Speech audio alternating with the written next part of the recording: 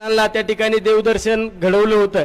या वर्षी सुद्धा 1 लाखाहून जास्त महिलांची नोंदणी या ठिकाणी झालेली आहे आणि गेले 7 वर्ष हा कार्यक्रम अखंडपणे चालू आहे।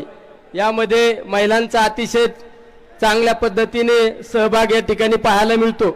त्याचबरोबरीने आमचे सर्व तरुण सहकारी सुद्धा अतिशय चांगल्या पद्धतीने या ठिकाणी प्रत्येक दिलेली जबाबदारी पार पाडण्याचं काम करत असतात। त्याबद्दल या सर्व माझ्या सहकाऱ्यांना सुद्धा धन्यवाद देतो। आणि याच दिवशी या निमित्ताने आज आपण पारनेर नगर विधानसभा मतदारसंघात LT आणि ST 565 किलोमीटर लाईन टाकणे, 100 kV 336 रोहित्र बसवणे ह्या सुद्धा कामाचा शुभारंभ या ठिकाणी केलेला आहे। त्याची कॉस्टिंग 33 कोटी रुपये होत आहे। बळ दादा ज्या ठिकाणी जातात त्या ठिकाणी सामाजिक उपक्रम होत असताना विकासाची सुद्धा गंगा त्या तालुक्यापर्यंत पोहोचवण्याचं काम त्या ठिकाणी दादा नेहमी करत असतात। दादा आम्ही नेहमी या मतदारसंघामध्ये सामाजिक उपक्रमामध्ये प्रतिष्ठान असो किंवा आमचे राष्ट्रवादी पक्ष असो नेहमी सहभागी असतो। दरवर्षी आम्ही शेतकऱ्यांसाठी काहीतरी नवीन तंत्रज्ञानाची माहिती मिळाली पाहिजे यासाठी कृषी प्रदर्शनाचं सुद्धा या ठिकाणी मोठ्या प्रमाणात आयोजन करत असतो।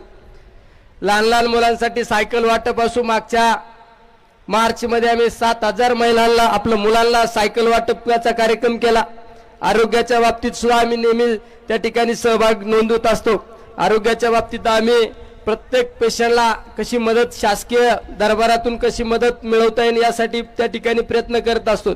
तुम्ही पाहिलं असेल मागच्या 2 वर्षापासून मुख्यमंत्री सहाय्यता निधीचा सगळ्यात जास्त निधी माझ्या मतदारसंघामध्ये खेचून आणण्यासाठी मी नेहमी त्या ठिकाणी प्रयत्न केलेला आहे।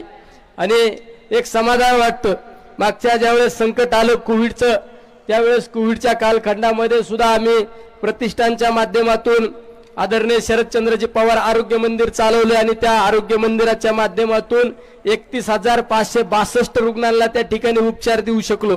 म्हणजे समाधानाची गोष्ट वाटते की म्हणजे या सगळ्या मागे जी ताकद ही ती फक्त आदरणीय दादांची ताकद त्या ठिकाणी आम्हाला मिळते। दादा मी आमदार झाल्यापासून तुमच्या माध्यमातून ज्यावेळेस तुम्ही माझ्यासारख्या एका छोट्या कार्यकर्त्याला या मतदारसंघामध्ये आमदारकीची जबाबदारी दिली, जबाबदारी नुसती दिली नाही पण या मतदारसंघामध्ये विकासामध्ये सगळ्यात जास्त ताकद देण्याचं काम दादा तुम्ही या ठिकाणी केलेलं आहे। म्हणजे कमीत कमी 1100 कोटी रुपयाचा निधी दादांच्या माध्यमातून या मतदारसंघामध्ये प्रत्येक गावागावामध्ये आपण त्या ठिकाणी आणण्याचा त्या ठिकाणी प्रयत्न केलेला आणि प्रत्येक गोष्टी माग सिंहाचा वाटा आहे तो म्हणजे आदरणीय दादांचा आहे। म्हणजे जे आज तालुक्यामध्ये विकासाच्या बाबतीत जी घोडतोड चालू आहे त्यामध्ये सगळ्यात सिंहाचा वाटा आहे तो म्हणजे आदरणीय दादांचा आहे। असं गाव नाही की त्या गावामध्ये आम्ही त्या ठिकाणी तुमच्या माध्यमातून रस्ता असो, सभा मंडप असो, वेगवेगळे जलसंधारणाच्या कामामध्ये सुद्धा या मतदारसंघामध्ये जास्त काम केलेले आहे। पाणी पुरवठ्याच्या योजना असो, या मतदारसंघातील काही कामं सुद्धा दादा प्रलंबित आहे। पण मी तुम्हाला आता या ठिकाणी काही मागणी करणार नाही, कारण मागणी करण्यापेक्षा तुम्ही देतच असता। आमच्या पारनेरची पाणी पुरवठा योजना दादा ही शेवटच्या टप्प्यात आहे। तुम्ही जर एक शेवटची आता मीटिंग जर घेतली तर आमचे पारनेर शहराचा पाण्याचा प्रश्न सुद्धा सुटणार आहे। दादा तुम्हाला सांगू इच्छितो की उपजिल्हा रुग्णालयाच्या बाबतीत उपजिल्हा रुग्णालय शासकीय नियमात बसत नव्हतं। मी सगळ्यांना सांगू इच्छितो, मी दादांना सांगितलं दादा माझ्या मतदारसंघामध्ये उपजिल्हा रुग्णालय पाहिजे, तुम्ही त्या ठिकाणी मला खास बाब म्हणून उपजिल्हा रुग्णालय मंजूर करून द्या। दादांनी लगेच फोन केला आणि सांगितलं की पारनेर मतदारसंघातील उपजिल्हा रुग्णालय झालं पाहिजे खास बाब म्हणून, आणि त्याची मंजुरी सुद्धा एक 4 दिवसापूर्वी आम्हाला मिळाली। त्याबद्दल दादा तुमचं त्या ठिकाणी या मतदारसंघातील तमाम जनतेच्या वतीने त्या ठिकाणी धन्यवाद व्यक्त करतो। अशा अनेक योजना न होणाऱ्या योजना तुमच्या माध्यमातून त्या ठिकाणी झालेल्या आहे। आमच्या काही उपसा सिंचन योजना सुद्धा आहे, आमची कानूर पठार उपसा सिंचन योजना असो, पुणेवाडी असो, जातेगाव असो, त्या ठिकाणी आमचा शिवडोचा प्रश्न असो, असे सुद्धा प्रश्न आम्ही तुमच्या माध्यमातून सोडवण्याचा त्या ठिकाणी प्रयत्न करणार आहे। आणि मला एक खात्री आणि विश्वास आहे तुम्ही प्रत्येक गोष्टीमध्ये त्या ठिकाणी आम्हाला ताकद देण्याचं काम केलेलं आहे। म्हणजे मी सुद्धा आमदार झाल्यानंतर मला तर माझ्या बाबतीत लोक म्हणायचे की आता हा काय विकास करू शकतो, पण तो मुद्दा खोडून काढण्याचं काम तुम्ही दादा त्या ठिकाणी केलेलं आहे। म्हणजे सगळ्यात जास्त तुम्हाला सगळ्यांना अभिमानाने सांगतो की दादांच्या माध्यमातून आपल्या मतदारसंघामध्ये कमीत कमी 1100 कोटी रुपयाचा निधी या ठिकाणी आणण्यासाठी आपण यशस्वी झालं, त्याचं सर्व श्रेय जातं ते फक्त दादांना जातं.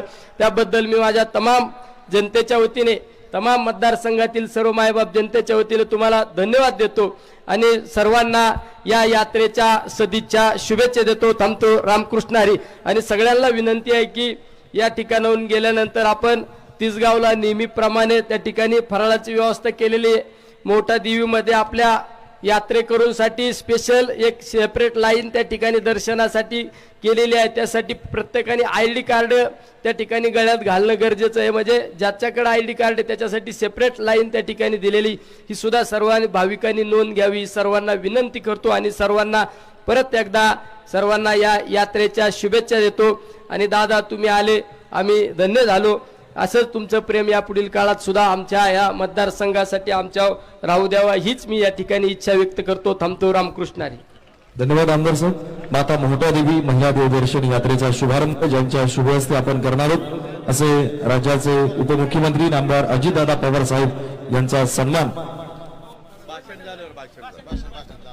सुरुवातीला दादा आपलं मनोगत व्यक्त करतील. सर्व महिला माता भगिनींना यात्रेच्या शुभेच्छा देतील. आपल्या तालुक्याचे लोकप्रिय आमदार, विधिमंडळातील माझे सहकारी निलेश लंकेजी, आमचे राष्ट्रवादी काँग्रेस पक्षाचे जिल्ह्याचे अध्यक्ष कपिल पाटील, बाबासाहेब तरटे, अशोक सावंत, बापू शिर्के, गंगाराम बेलकर, अर्जुन बालेकर, नितीन अडसूळ, सुदाम पवार, अशोक गुले, बाळासाहेब खिलारी, राहुल झावरे, धनंजय गाडे, मारुती रेपाळे, डॉक्टर बाळासाहेब कावरे, अजित कदम, राणीताई लंके, उमाताई बोर्डे, दीपकराव पवार, सचिन पठारे, अनिल यंदागते, ताराचंद मस्के, कारभारी पोटदन, शरद नवले, पारनेर आणि माझा नगर जिल्हा आणि आजूबाजूच्या परिसरातील उपस्थित असणारे सर्व आमचे हितचिंतक, सर्व कार्यकर्ते, विशेषतः या नवरात्राच्या काळामध्ये मोठ्या संख्येने उपस्थित असणाऱ्या माझ्या सगळ्या महिला भगिनी, आमच्या मुली, त्याचबरोबर पत्रकार मित्र, सर्व हे कार्यक्रम अतिशय उत्साहाने पार पाडण्याच्या करता ज्यांनी ज्यांनी पुढाकार घेतला ते सगळे कार्यकर्ते, बंधू भगिनींनो आणि माझ्या तरुण मित्रांनो, खरं तर आपल्याला सगळ्यांना माहिती आहे की कालपासून नवरात्र सुरू झालेली आहे आणि या काळामध्ये आई मोहटा देवीच्या यात्रेच्या निमित्तानं आज इथं आपण सगळेजण जमलोय. सर्वप्रथम आई मोहटा देवीच्या चरणी मी अभिवादन करतो. मला निलेशनी सांगितलं की दादा, जरी सोमवारचा दिवस असला तरी आम्ही गेले अनेक वर्ष माझ्या भागातल्या आया बहिणींना मोहटा देवीचं दर्शन व्हावं म्हणून नवरात्राचा पहिला दिवस सुटला की दुसऱ्या दिवशीपासून 7 दिवस, दसऱ्याच्या आदल्या दिवशीपर्यंत 7 दिवस वेगवेगळ्या भागातल्या आया बहिणींना आम्ही तिथं घेऊन जातो. तिथं व्यवस्थितपणे त्यांचं दर्शन कसं घडेल हे आम्ही पाहतो आणि दुपारचा त्यांना नाश्ता, सहसा तर महिलांना माझ्या नवरात्राच्या काळामध्ये उपवास असतो आणि अशा पद्धतीचं एक चांगलं काम, एक उत्तम अशा प्रकारे पुण्याचं काम आमचा निलेश आणि त्याचे सगळे सहकारी करताय. आई मोहटा देवी ही नवसाला पावणारी अशी आपल्या सगळ्यांची श्रद्धा आहे. तुम्हा सर्वांच्या साक्षीनं आई मोहटा देवीला सध्या महाराष्ट्र राज्यावर काही भागावर दुष्काळाचं संकट आहे ते दूर कर अशा प्रकारचं साकडं घालतो.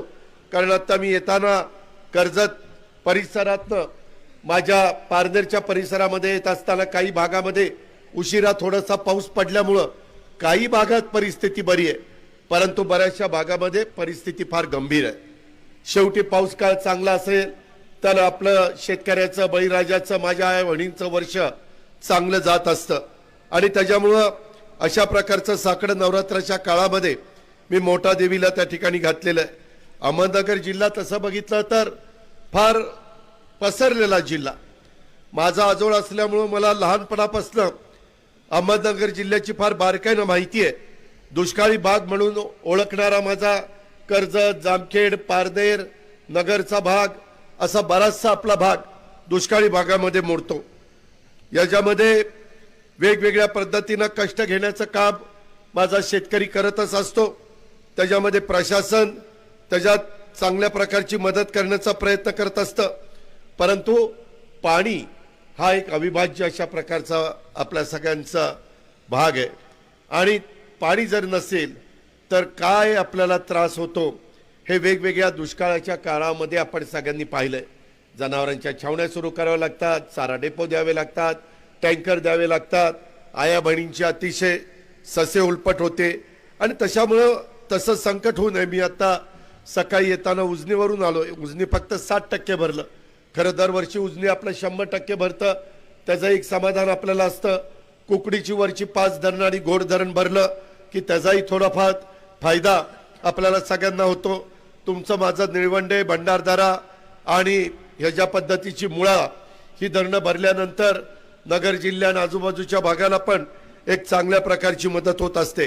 काही भागातली धरणं बऱ्यापैकी भरलेली आहेत, परंतु काही भागामध्ये मात्र धरणांची परिस्थिती थोडीशी बिकट आहे आणि त्याच्यामुळं हे जे काही आपल्याला मोठा देवीला साकडं जे घालण्याचं कारण म्हणजे मातेच्या आशीर्वादाने पाण्याचं संकट जर दूर झालं तर हे सगळे माझे भाविकांची श्रद्धा आणि म्हणूनच लाखो लोक दरवर्षी आई मोठा देवीच्या यात्रेला भक्तिभावाने जातात.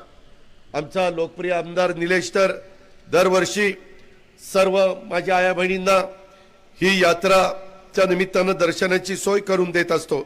हे काम मोठा देवीच्या सेवेच्या भावनेतनं तो करतो आणि हीच सेवाभावाची भावना आई मोठा देवीचे आशीर्वाद त्याला लोकसेवेचं त्याचं कार्य पुढे नेण्याचं बळ देत असतात. आता मी थोडासा लवकर आलो, मी त्याच्या आई वडिलांना भेटलो, त्यांच्या कुटुंबियांना भेटलो, तेव्हाही बाकीची थोडीशी मी विचारपूस केली. येताना आम्ही वेगवेगळे प्रकारचे काही कार्यक्रम पण घेतले ज्याचा उल्लेख निलेशनी केला. मित्रांनो, अनेक वर्ष माझ्या महाराष्ट्रातली जनता माझ्यासारख्या कार्यकर्त्याला आशीर्वाद देते, पाठिंबा देते, प्रेम करते आणि त्याच्यामुळे सरकारमध्ये अनेकदा उपमुख्यमंत्री म्हणून मी काम करण्याची संधी मला मिळत असते.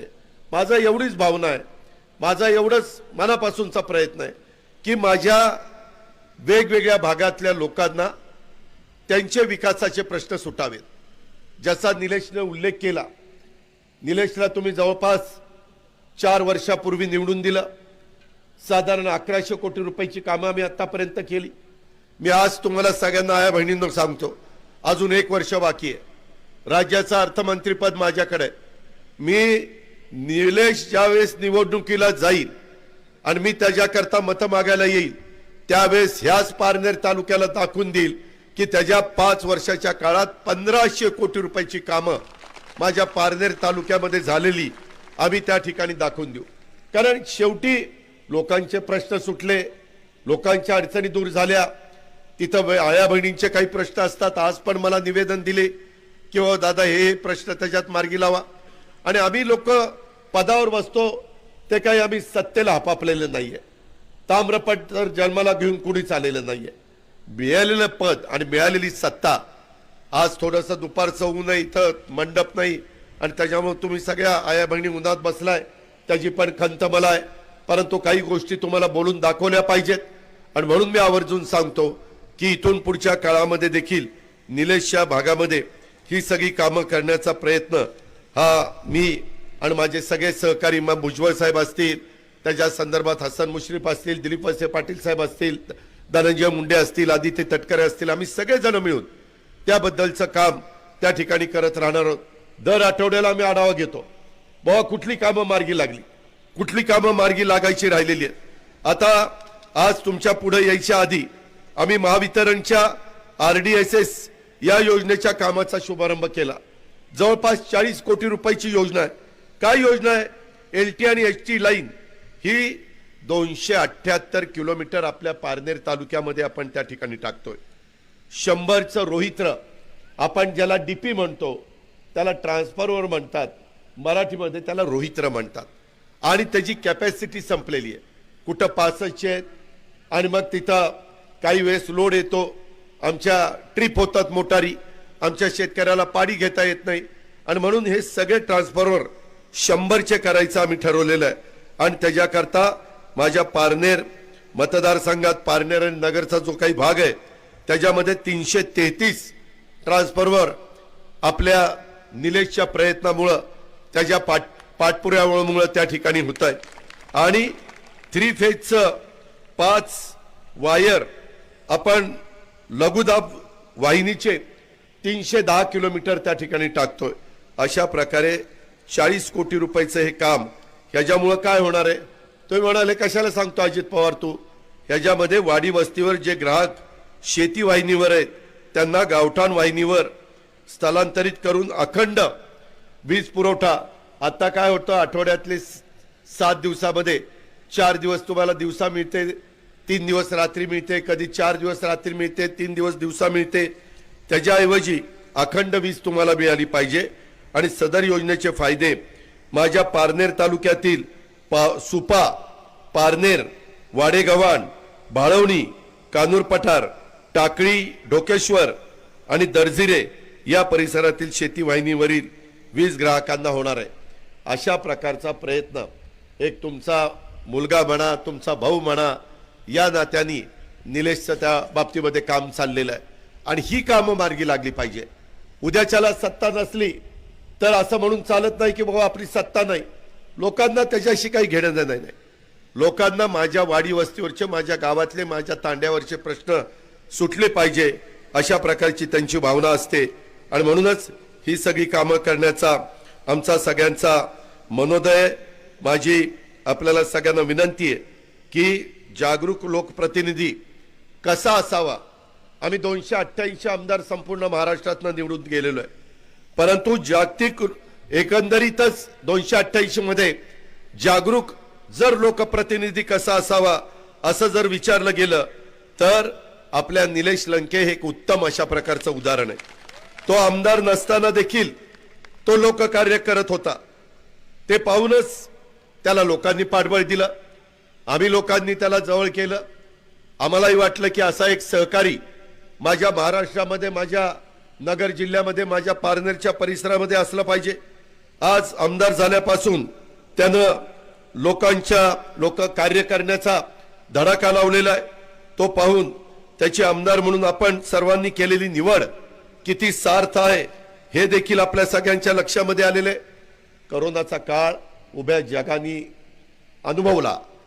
कधी कुणाला वाटलं नव्हतं की असा काही आजार येईल आणि माणसं त्या आजारामध्ये स्वतःचा जीव सोडतील. परंतु संपूर्ण जगाला त्या कोरोनाने अक्षरशः नको नको करून टाकलेलं होतं. आणि त्या काळामध्ये स्वतःच्या जीवाची पर्वा न करता माझ्या मतदारसंघातल्या आया बहिणींचा जीव वाचला पाहिजे, कच्च्या बच्चांचा जीव वाचला पाहिजे, माझ्या वडीलधाऱ्यांचा जीव वाचला पाहिजे म्हणून त्यांनी स्वतःच्या तब्येतीचा विचार केला नाही. मी आधी एकदा त्याला म्हणायचो, अरे तुझी आधीच अंगकाठी बारीक आहे, उद्याच्याला तुला करोना झाल्यावर तुला कुणीच बघायचं. पण तो म्हणायचा नाही दादा, मला लोकांचे आशीर्वाद आहेत. आणि त्यानं रातोरात त्या काळामध्ये करोनाच्या साठी 1000 बेडचं रुग्णालय सुरू केलं. दिवस रात्र एक करून तो त्या रुग्णसेवेमध्ये व्यस्त होता. माझ्या पुण्यामधनं देखील लोक मला, मी तिथं असताना चेक द्यायचे आणि म्हणायचे, दादा तुमचा आमदार कोण निलेश लंके पारनेरला खूप चांगलं काम करतोय, त्याच्याकरता आमचा फुलना फुलाची पाकळी म्हणून चेक.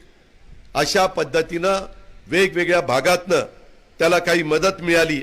आणि या सर्वांसाठी लागणारी ऊर्जा त्याला कुणामुळे मिळाली तर आई मोहटा देवीच्या आणि आपल्या भाविकांच्या आशीर्वादामुळं हे सगळं आमच्या निलेशला मिळत गेलं. सर्वसामान्य ग्रामीण शेतकरी कुटुंबातनं एका माझ्या शिक्षकाच्या पोटी जन्माला आलेला हा निलेश निवडणुकीच्या राजकारणात निवडून येतो आणि आमदार बनतो. हे साधं काम नाही. मात्र सुरुवातीपासून जे लोक लोककार्याचा वसा घेतात त्यांच्या मागे लोक मजबूतीने उभं राहतात आणि त्यांना निवडून देतात. राजकारण अनेकदा आमच्यावर, अनेकांच्यावर घराणेशाहीची टीका होती किंवा तुमच्या घरामध्ये राजकारण आहे त्याची संधी तुम्हाला मिळाली. मात्र मी या सभेच्या निमित्तानं माझ्या महाराष्ट्रामध्ये सर्वांना सांगू इच्छितो, निलेश लंके सारख्या सर्वसामान्य घरातल्या कार्यकर्त्याला पाठबळ देणं हे मी माझं कर्तव्य मानतो आणि त्याच्या पाठीशी खंबीरपणे उभा राहतो. हेच माझं अशा या घराणेशाहीच्या जे काही आरोप आहे त्या आरोपाला उत्तर आहे. निलेश अनेक उपक्रम राबवत असतो. माझ्या मुलींना सायकलीचं वाटप असेल, युवकांच्यासाठी रोजगार मिळावे. माझ्या पारनेरच्या परिसरामध्ये MIDC आहे. सतत माझ्याकडे येतो की दादा अजून माझ्या भागामध्ये MIDC वाढली पाहिजे, अजून नवीन नवीन कारखाने आले पाहिजे. माझ्या भागातल्या मुलांना मुलींना हाताला काम मिळालं पाहिजे, अशा प्रकारचा त्याचा प्रयत्न असतो. लोकांच्यासाठी अहोरात्र झटणारा कार्यकर्ता, झटणारा आमदार म्हणून त्याची ओळख आहे. मी आता बघत होतो पोस्टरवर अनेक प्रकारचे त्याला उपमा, लोकनेता, अशा वेगवेगळ्या प्रकारच्या उपमा देण्याचं काम कार्यकर्ते करतात. परंतु निलेशची लोकांच्या बद्दल असणारी बांधिलकी, आपुलकी, जिव्हाळा, त्याचबरोबर त्याला स्वतःला देखील आध्यात्मिक आणि धार्मिक अधिष्ठान आहे. इथं येणारा बहुसंख्य भाविक हा बहुजन समाजातून येतो. आणि मी गेल्याच आठवड्यामध्ये राष्ट्रवादी काँग्रेस पक्षात सत्तेत असण्याचं सूत्र व कशा करता मी हा निर्णय घेतला, तर वसा विकासाचा आणि विचार बहुजनांचा हे मी सातत्याने महाराष्ट्राच्या कानाकोपऱ्यामध्ये मांडण्याचं काम करतोय. इथं येणाऱ्या सर्वसामान्य कुटुंबातील भाविकांना लागणाऱ्या सर्व सोयी सुखसोयी उपलब्ध करून देण्याच्या करता आम्ही तत्पर असू, हे माझं तुम्हाला सगळ्यांना वचन आहे. सर्व सामान्य भाविक हा मोठ्या कष्टाने आणि श्रद्धेने देवाकडे साकडं घालायला जातो. त्याच धार्मिक पर्यटन सुद्धा याच निमित्तानं होतं. म्हणूनच अशा ठिकाणी वेगवेगळ्या प्रकारच्या सुविधा पुरवणं हे आमच्या सगळ्या लोकप्रतिनिधींचं काम आहे. आणि याच्याकरता आपला लाडका आमदार निलेशच्या रूपाने सतत झटत असतो, याचा मला अभिमान आहे. आपल्या सर्वांचे आशीर्वाद असेच निलेशच्या आणि त्याच्या मार्फत आमच्या सर्वांच्या पाठीशी आपण सगळ्यांनी उभे करावेत, ही मी आपल्याला सगळ्यांना आग्रहाची विनंती करतो. मित्रांनो, एकंदरीतच निलेशने वेगवेगळी कामं मला सांगण्याचा प्रयत्न केला.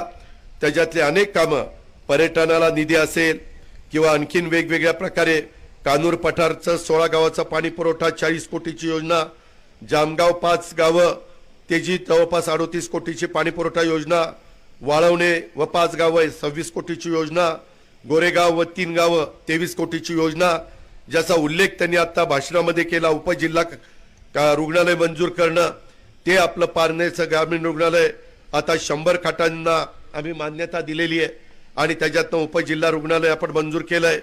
जलसंधारणाचे बंधारे त्याच्याकरता 38 कोटी रुपयाचा निधी दिलाय. पाझर तलावाच्या दुरुस्तीकरता 17 कोटी, 25-15 मध्ये आतापर्यंत 20 कोटी दिलेत. अजून मी त्याला त्या ठिकाणी निधी देणार आहे. अर्थसंकल्पामध्ये बजेट आतापर्यंत झालं, त्याच्यात त्याला 230 कोटी रुपये दिलेत. पुढे देखील अजूनही अर्थसंकल्प सादर करण्याचा मला एकनाथराव शिंदे आणि देवेंद्र फडणवीसमुळे मला संधी मिळालेली आहे आणि त्याच्यामुळं त्याही काळामध्ये मी तिथं मदत करीन. अशा DPC मधनं असेल, शेतपालन रस्ते असतील, अल्पसंख्याक विभागातनं असेल, आपल्या पारनेर येथे कोर्ट इमारत बांधण्याच्या करता 42 कोटी रुपये आपण दिलेले आहेत. क्रीडा अंतर्गत व्यायाम साहित्य त्याकरता आपण पैसे दिलेले आहेत. आता क्रीडा खाता आपल्याकडेच आहेत. अजूनच संजय बनसोडेला सांगून तिथं मदत केली जाईल. आणि त्यानं मला सांगितलं की दादा एवढी कामं झालेली असली तरी मी अजून समाधानी नाहीये. अजूनही माझ्या भागातलं कुकडी उपसा सिंचन योजनेच्यासाठी पाणी उपसा परवानगी मिळण्याबाबतचं काम, त्याला निधी मिळणं, कानूर पठार उपसा सिंचन योजना, जातेगाव उपसा सिंचन योजना, पुणेवाडी उपसा सिंचन योजना, राळेगण सिंधी आणि 9 गावांच्या उपसा सिंचन योजना, वडजिरे शिवडो पाणी योजना, ढवळपुरी येथे नव्याने MIDC, त्याची खरं तर मध्ये मी उदय सामंत आणि निलेशने मीटिंग घेतली, परंतु त्याच्यात काही संरक्षण विभागाचे थोडेसे प्रश्न निर्माण झालेले आहेत. मी माझ्या आया बहिणींना, पत्रकार मित्रांना आणि माझ्या पार्टनरच्या कार्यकर्त्यांना सांगतो, जे जे आपल्या भागाच्या भल्याचा असेल, त्याला काही वेगळी अडचणच असेल तर माझा आणि निलेशचा नाईलाज आहे. परंतु कुठली अडचण नसेल तर आम्ही दोघंही त्याच्यामध्ये अजिबात कुठं थांबणार नाही. पारनेर आणि सुपा येथे BOT तत्वावर आपल्याला बसस्थानक पाहिजे म्हणून त्यानं सांगितलंय.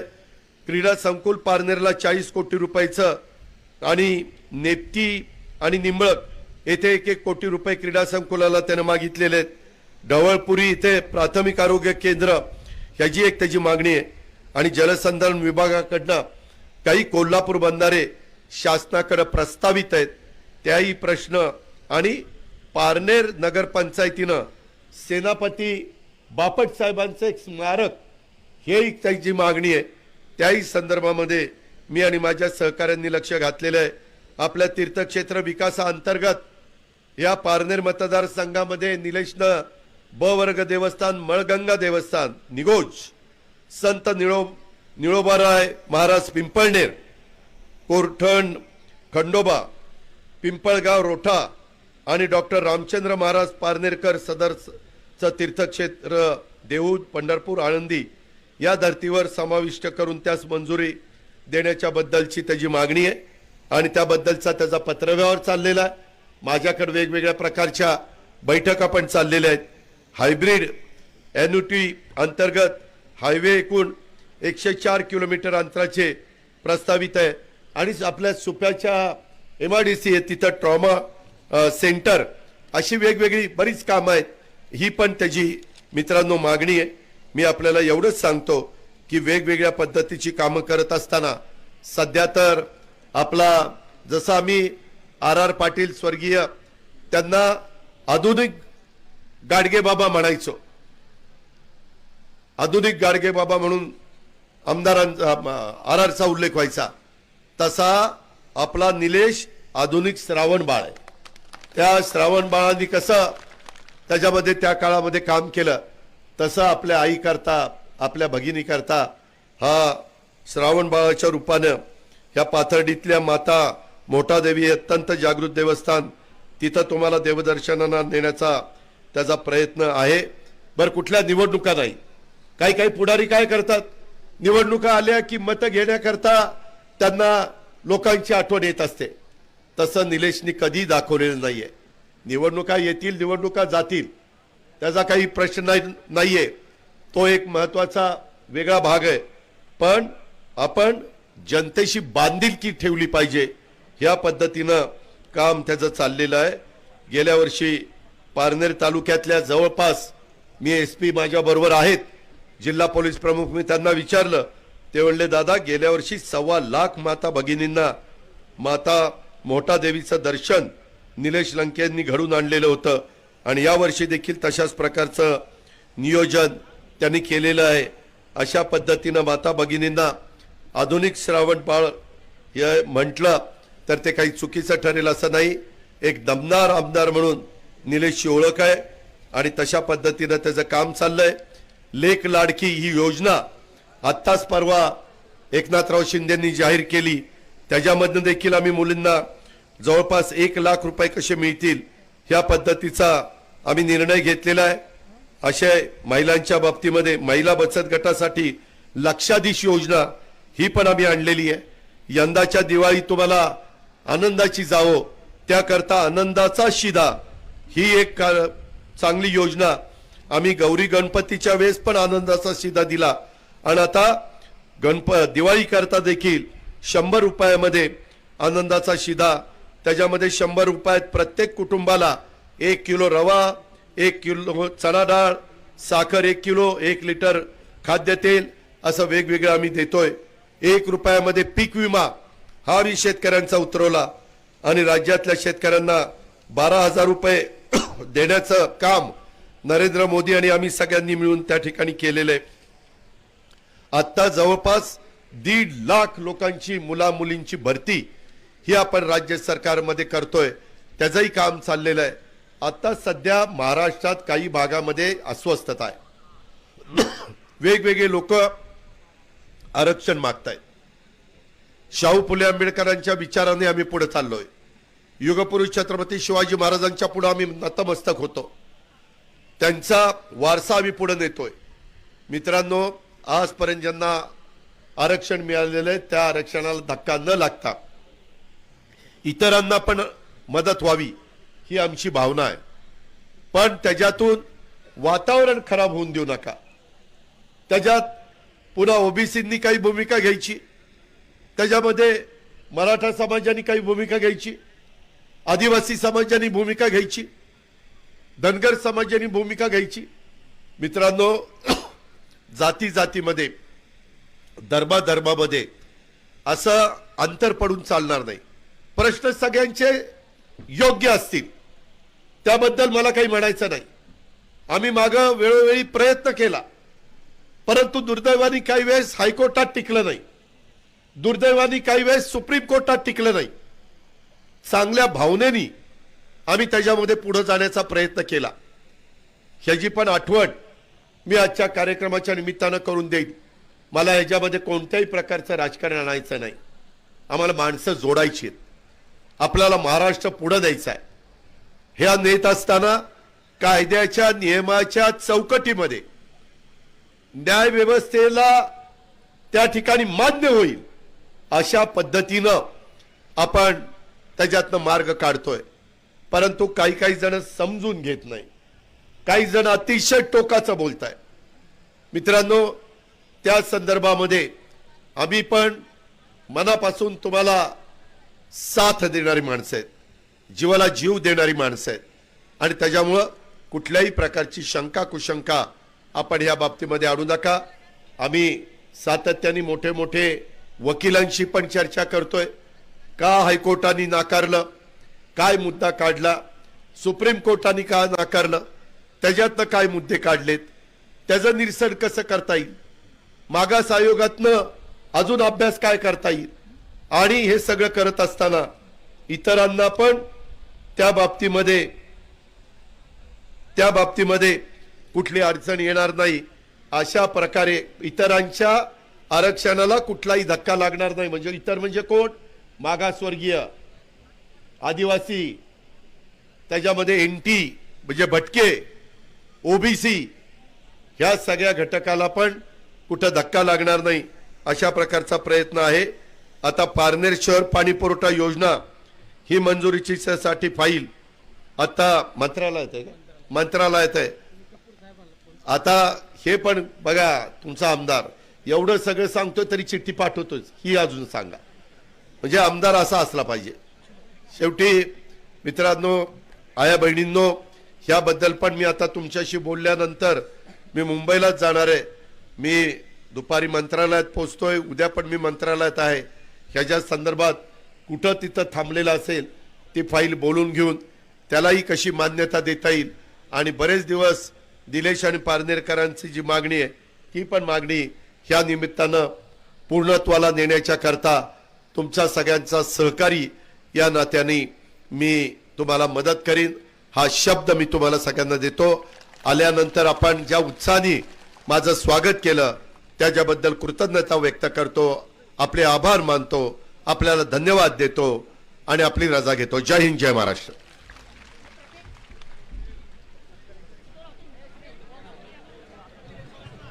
हॅलो, धन्यवाद दादा.